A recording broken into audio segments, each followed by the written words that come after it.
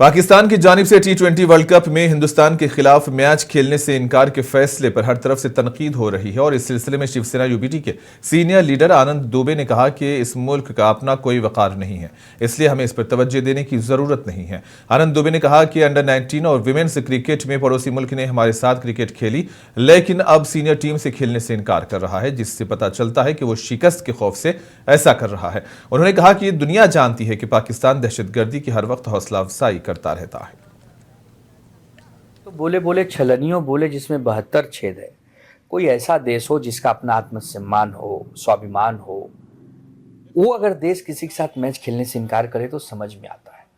लेकिन जो क्रूरता का अंत हो गया हो, जो खुद एक आतंकवाद को बढ़ावा देने वाला देश हो, जो खुद पूरी दुनिया के लिए सिरदर्द बनकर भीख का कटोरा लेकर पूरी दुनिया से भीख मांगता, वो अब हमारे देश के साथ क्रिकेट खेलने से मना कर रहा है। वाह भाई वाह, मतलब नाच नावे आंगन टेढ़ा।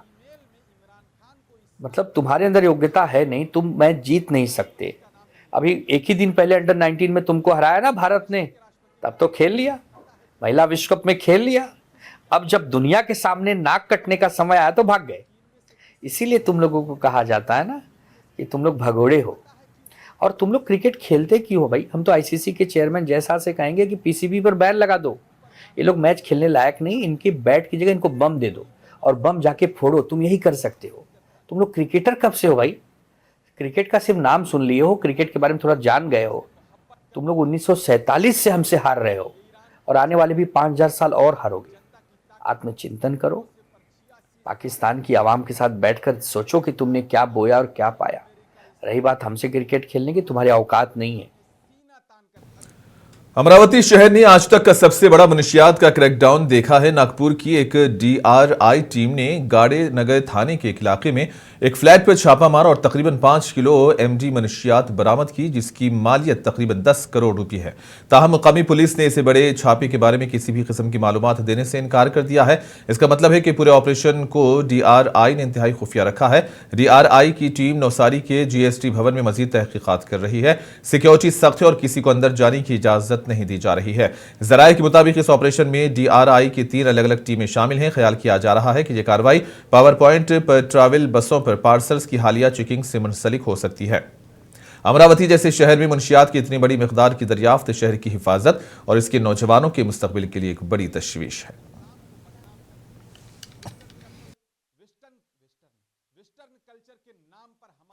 All India Urdu teachers organisation और आदिल पब्लिकेशन की जानिब से उर्दू तालीम के फरोग और असातिज़ा की हौसला अफजाई के मकसद से एक शानदार और बावकार प्रोग्राम का इनेकाद किया गया। इस प्रोग्राम की सदारत महाराष्ट्र मुस्लिम कॉन्फ्रेंस के सदर हाजी जुबैर मेमन ने की।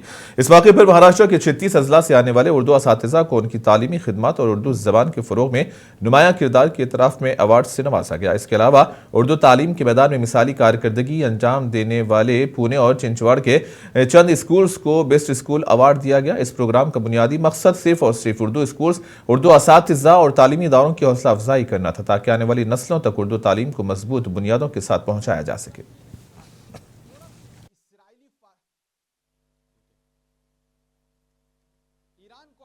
जो पूना के अंदर एक तारीखी कार्यक्रम प्रोग्राम को अंजाम दिया गया, जिसमें तकरीबन 36 जिलों के तमाम उर्दू संगठन के मेंबर्स और जो उर्दू स्कूल्स चलाते हैं उनके मैनेजमेंट के लोगों को बुलाया गया, उनके प्रॉब्लम्स को सुना गया और उन प्रॉब्लम्स के रेजोल्यूशन के ऊपर डिस्कस किया गया।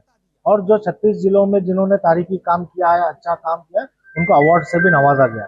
आज वक्त की ज़रूरत है तो उर्दू को बचाने के लिए या उर्दू एजुकेशन को सपोर्ट करने के लिए एक संगठन का आगे आना ज़रूरी था।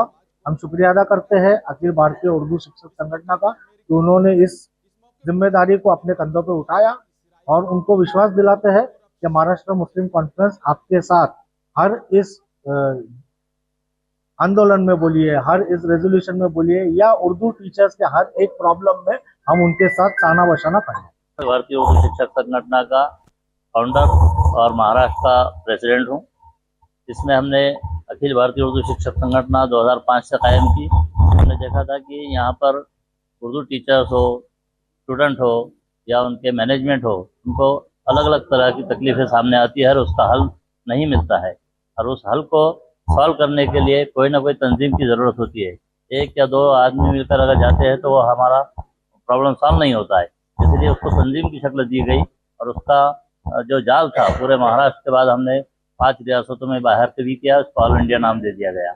और हमने ये देखा कि जो टीचर्स हमारे बहुत मेहनत से काम करते हैं उनके ऊपर 150 जो है ये तालीम के अलावा दूसरे काम दिए गए हैं, यानी वो उनको पढ़ाने के लिए वक्त ही नहीं मिल रहा है। वो मोबाइल पे ऐप ले रहे हैं, उसमें मालूमात डाउनलोड कर रहे हैं, फोटो ले रहे हैं, उसको डाउनलोड कर रहे हैं। बच्चों को पढ़ाने के लिए उनके पास अल्लामा सैयद अब्दुल रब मखदूमी फिरदौसी की सरपरस्ती और मौलाना खलीलुल्लाह खान सुबहानी की क़ियादत में दारुल उलूम अहले सुन्नत गरीब नवाज के 26वें जश्न दस्तारबंदी का इनेकाद अमल में आया। इस मौके पर सैयद अब्दुल रब मखदूमी फिरदौसी ने कहा कि इस्लाम में इल्म को फौकियत दी गई है, इल्म के बगैर ना इबादत मुकम्मल है और ना ही हिकमत। इन्होंने कहा कि नबी अकरम सल्लल्लाहु अलैहि वसल्लम ने भी इल्म हासिल करने पर ही सबसे ज्यादा जोर दिया। इस जलसे में 11 हुफ्फाज इकराम की दस्तारबंदी की गई। इस मौके पर अवाम की बड़ी तादाद मौजूद थी।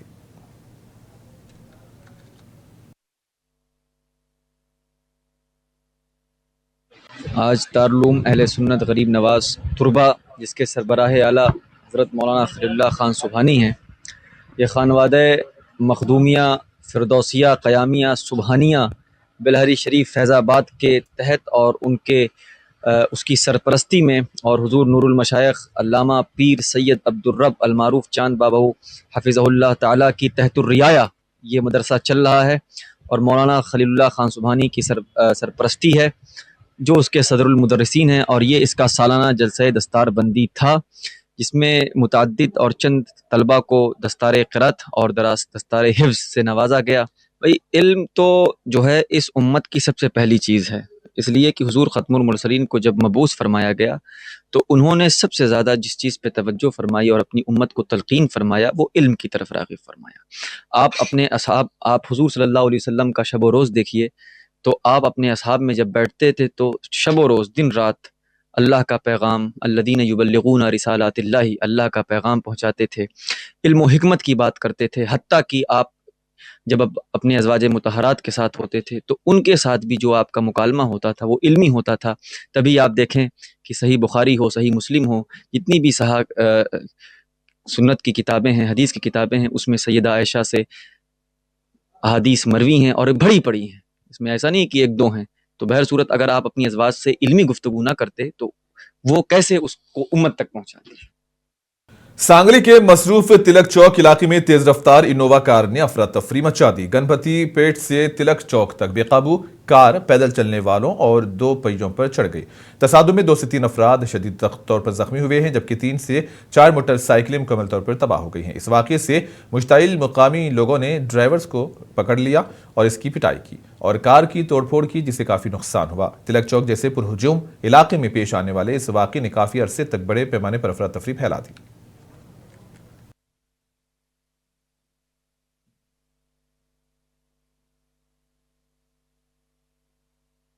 कृष्णामय महोत्सव चालू असताना मला टिळक चौक या ठिकाणी बंदोबस्त नेमला होता। मी आणि माझ्यासोबत निसरण मॅडम हे आम्ही बंदोबस्त करत असताना पाठीमागून येऊन एक इनोवा कार येऊन आम्हाला डॅश दिली। साधारण एक 14-15 लोक असतील।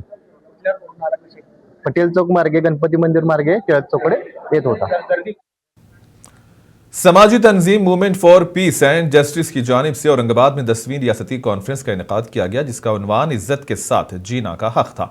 और इस कॉन्फ्रेंस की सदारत जमात इस्लामी हिंद के अमीर सैयद सादतुल्लाह हुसैनी ने की, जबकि मुकर्रिरीन ने खुसूसी तौर पर मुल्क के मारूफ कानून दाम प्रशांत भूषण, एडवोकेट अभय टेक्साल, एडवोकेट वासिक नदीम और मारूफ समाजी कारकुन अनुपम को मदऊ किया था।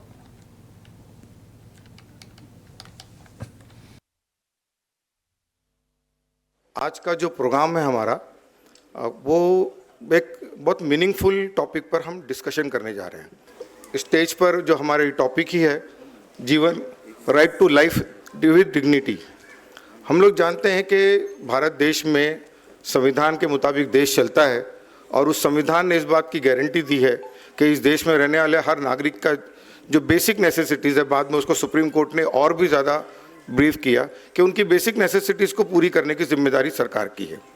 लेकिन हम पिछले 75 सालों बाद भी अब ये देखते हैं कि वो जिम्मेदारी जो सरकार को अदा करनी चाहिए थी पिछले 75 सालों में, हम देखते हैं कि वो शायद जिस तरह पूरी होनी चाहिए थी वैसी पूरी होती हमको नज़र नहीं आती। मैं एक मिसाल के तौर पर दूं आपको कि आज भी भारत देश फूड के ताल्लुक से अगर हम देखते हैं तो हंगर इंडेक्स में हमारा नंबर कितना है आप अच्छी तरह जानते हैं।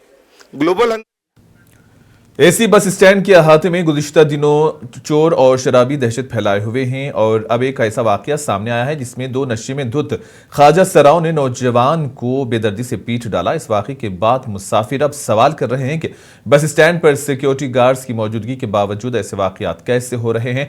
गैर कानूनी और काबिल एतराज वाकयात ने खवातीन मुसाफिरों की हिफाजत पर संगीन सवालात खड़े कर दिए हैं। इसी बस स्टैंड के अहाते में एक नाबीना और बेबस खातून के साथ ज्यादती का शर्मनाक वाकया भी पेश आया है। एक नशे में धुत नौजवान की खातून के साथ फहश हरकत करने की वीडियो सोशल मीडिया पर वायरल हुई है। इस वाकये के बाद सिक्योरिटी ओहदेदारों के कामकाज पर सवालात उठ रहे हैं।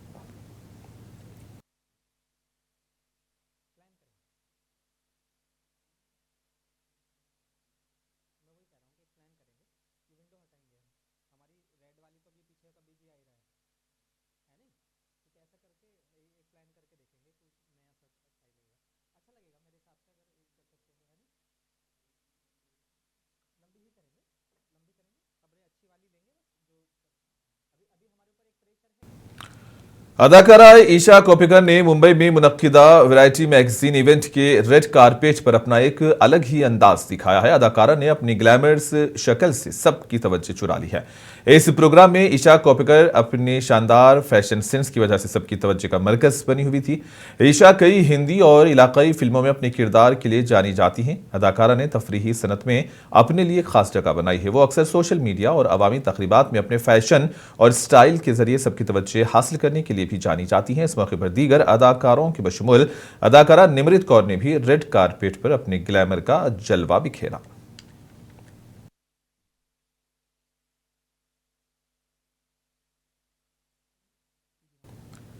आइडियल सेल्स एसोसिएशन जलगांव के ज़ेरे एहतमाम सेल्स से वाबस्ता अफराद के लिए जिले सतह पर एक शानदार cricket tournament ideal sales premier league व तकसीम इनामात का कामयाब इनेकाद इख्तिताम पजीर हुआ। काफ़ी अरसे से जलगांव शहर में सरगर्म अमल आइडियल सेल्स एसोसिएशन की जानिब से सेल्स से वाबस्ता अफराद के लिए जिले सतह पर एक शानदार क्रिकेट टूर्नामेंट का इनेकाद किया गया था ताकि खिलाड़ियों की सलाहियत को पहचाना जाए और उनके हुनर को परवान चढ़ाने में मदद मिले। साथ ही इस टूर्नामेंट के जरिए सेल्स से वाबस्ता अफराद के दरमियान आपस में इत्तेहाद व इत्तेफाक और उखुवत को क़याम किया गया।